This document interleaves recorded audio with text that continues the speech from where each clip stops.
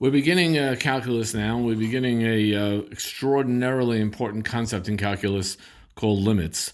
Before I continue, I want to make one important point, I just want to make a notice of something.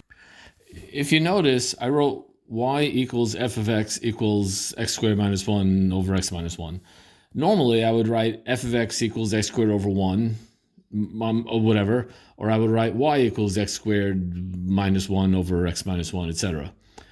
The reason I wrote y equals f of x is because I just want to make a general point that, and this is something that I'm going to be considering for the entire semester, which is that y and f of x are used interchangeably. So sometimes I'll say y equals x squared minus 1, blah, blah, blah, or sometimes I'll say f of x equals x squared. Sometimes I'll even say y of x. I write y like it's a function of x. All these are possible. Sometimes I'll write the plain f without f of x. Sometimes I'll write y of x instead of just plain y. They're interchangeable. I'm going to use in this class. I'm going to use y and f interchangeably. Anyway, let's get back to the point of that. That's an important point that I wanted to make in general for this class, and I want to now get to the point of today's lesson. So we have x squared minus 1 over x minus 1. This is called a rational function because it's one polynomial over another polynomial. Well, what happens if I plug in 1? What is f of 1? Well, f of 1 is going to be 1 squared minus 1 over 1 minus 1, which is equal to 0 over 0, which, hey, is undefined. That is a problem. To tackle this problem, we're going to use what I love about calculus. See, calculus to me is, I like to use the word plucky. In other words, really it's impossible to plug in to get f of 1 because f of 1 is, well, undefined. So in calculus, we say, all right, fine, it's impossible, but let's see if we can do it anyway. What does that mean? We want to figure out what f is equal to when x is very close to 1. And if we see what if we see what y is equal to, what the function is equal to when x is very close to 1, then that'll give us an idea of what f of 1 would be, even though really it's undefined. So let's fill in this table here. Here we have x and y. X is we're going to look at these values of x: 0.9, 0.99, 0.999, 0.9999999. That's a lot of nines. And over here, so notice that these x values are getting closer and closer to 1 because 0.9 is very close to 1, 0.99 is even closer, 0.999 is even closer, and so forth. Let's see what happens to the y values as the x values get closer. And let's see, and here I'm looking at from the other side. This is coming from the bottom. Now if we're coming down from the top, 1.1, if x equals 1.01, if x equals 1.001, if x equals 1.000001. So notice that these values are getting closer and closer to 1, to just 1. So here we're getting closer and closer to 1 from the bottom.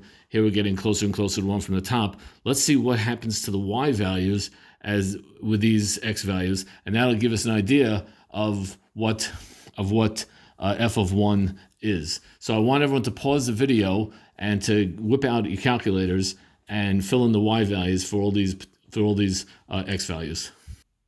If you did this correctly, then you should have gotten 1.9, 1.99, so on and so forth. Notice that when the x value gets closer and closer to 1, the y value is getting closer and closer to 2, because 1.9, 1.99, these are getting closer to 2.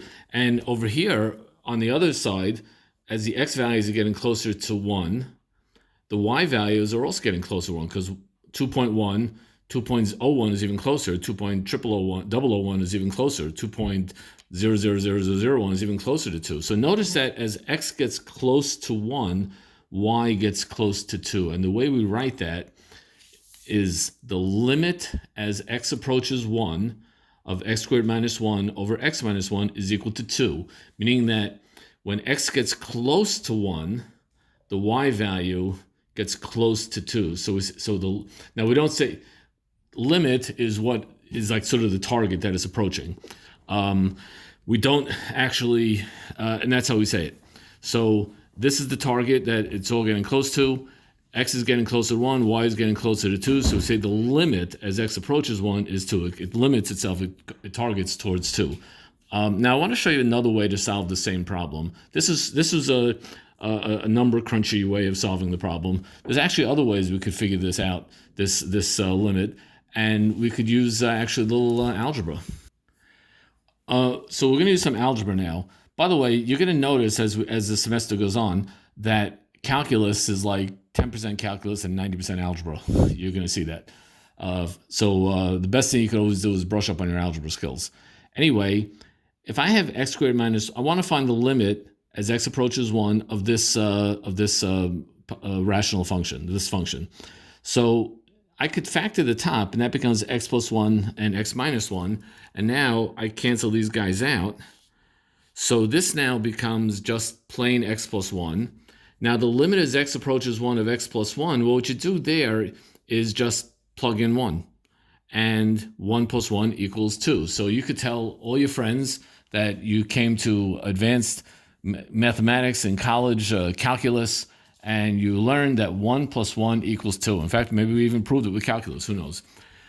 The point is that when you do a limit, before I get to that point, notice that this answer 2 is the same answer we got with all the number crunching in the calculator, which is fabulous. One point I want to make is, when it comes to limits, always plug in first. Meaning, first plug in, for example, if I have the limit as x approaches 2 of x squared plus 2 over 4, well, just plug in x equals 2, and I get 2 squared plus 4, which is 8. And that's it, pal, that's the answer. So whenever I ask you to find a limit, the simple thing is just to plug the number in. However, there are times when you will plug the number in, and let's say this example over here, the limit of sine x over x as x approaches 0, well, on the top becomes sine 0, the bottom becomes 0, and now it's undefined. So when you have a situation like this, which is similar to what we had up here, because here the top was becoming 0 and the bottom was becoming 0. If I would just plug in 1, I got 0 over 0. I got top was 0, the bottom was 0. If that's the case, it's where it would be undefined. Well, that's what this is over here. However, this one we were able to solve algebraically. For this particular problem, it's NMT.